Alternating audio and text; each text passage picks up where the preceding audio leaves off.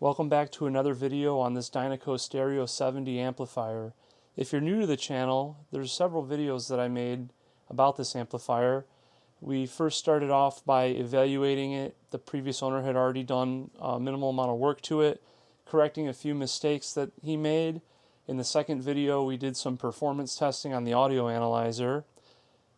In the third video, we tested the tubes to see if the results of the tube test correlate to the excellent performance we saw in the prior video. And in the last video, we did some experiments with different GZ34 rectifiers.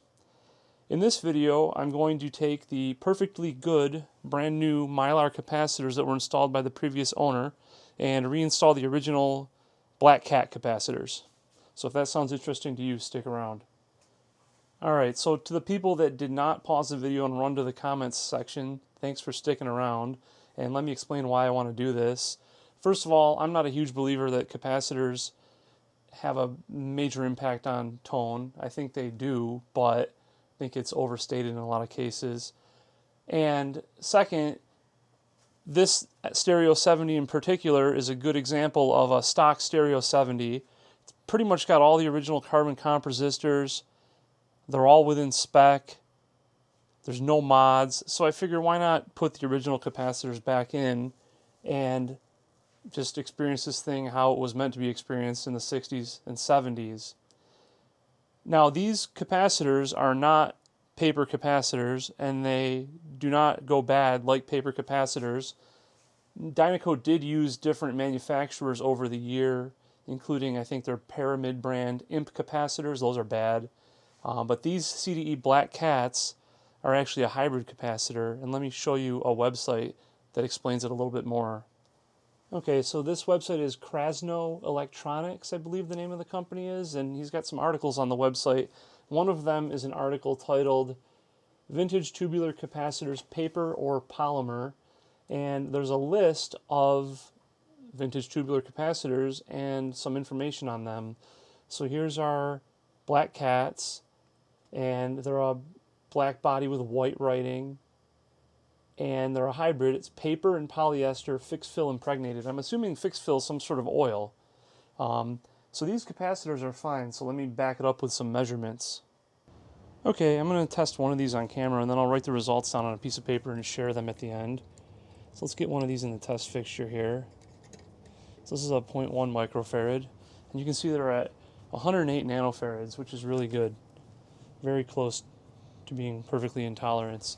Even the new parts, I mean, they're a little tighter, but it's not that critical here.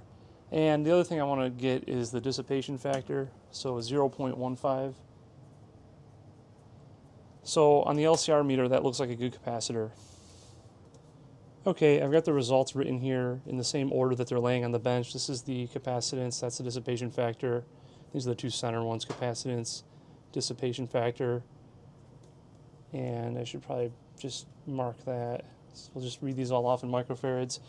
So the four outer caps are 0.1 microfarad or 100 nanofarads. We got 0.117, 0.108, 0.113, and 0.112. And in the center, those are the 0.05 microfarad and 0.055, 0.053.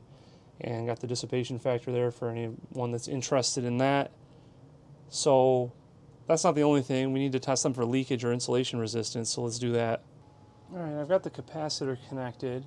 So we're going to go to mega ohms and do an automatic test. 400 volts, which is what they're rated at.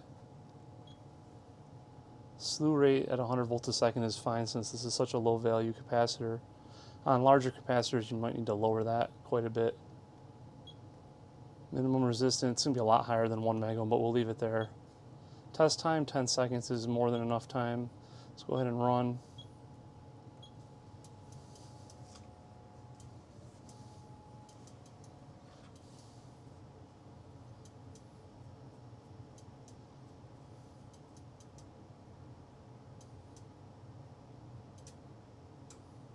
Okay, about 49 mega ohms.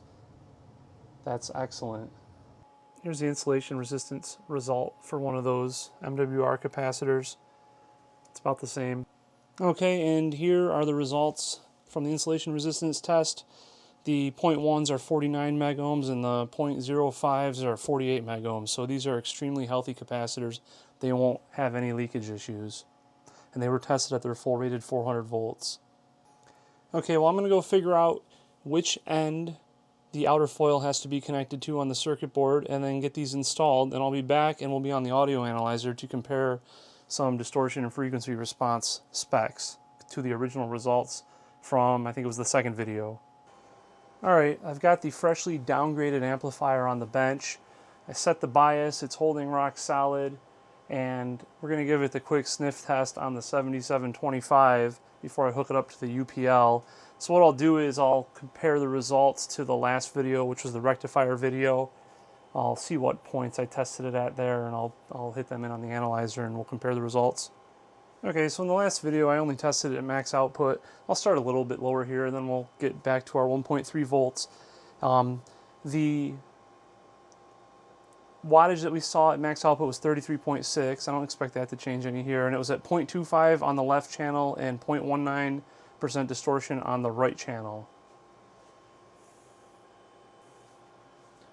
Started at 800 millivolts. This is at 1 kilohertz. 13 watts at 0.11 and 0.09. And what a 1 volt.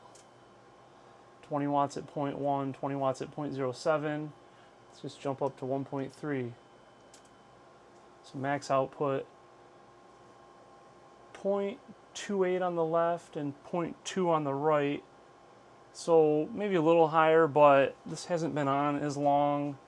I don't remember exactly how long or how warm it was in the last test. It might have been a little warmer, but pretty much consider that within the margin of error. Alright, let's get over to the UPL and check frequency response. I actually went ahead and grabbed a signal to noise ratio on this one while I was here. It's saying 86.8 dB. There's no filters on. If you turn A weighting filter on and a 20 kHz low pass, let's see what it does.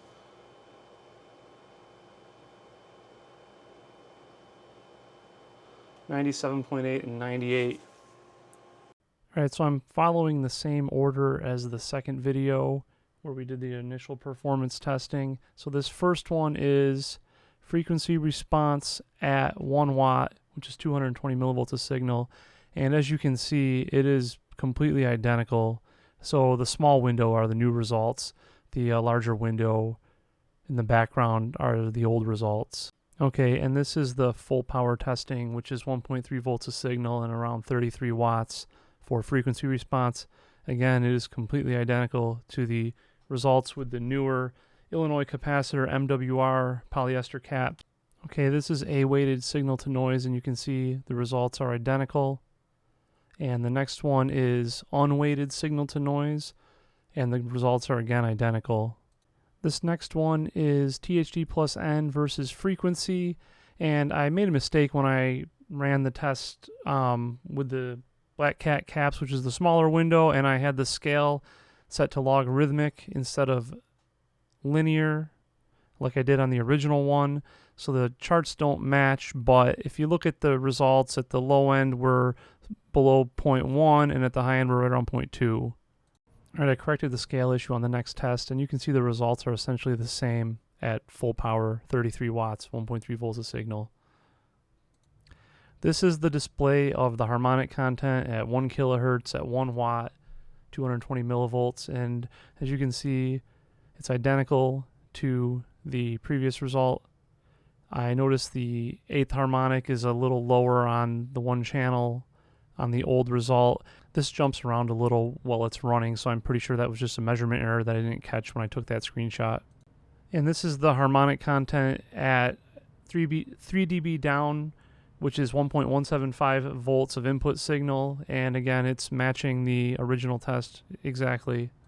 Alright, and this last one is the harmonic content at full power, which is 1.3 volts a signal, and again it matches the original test results identically.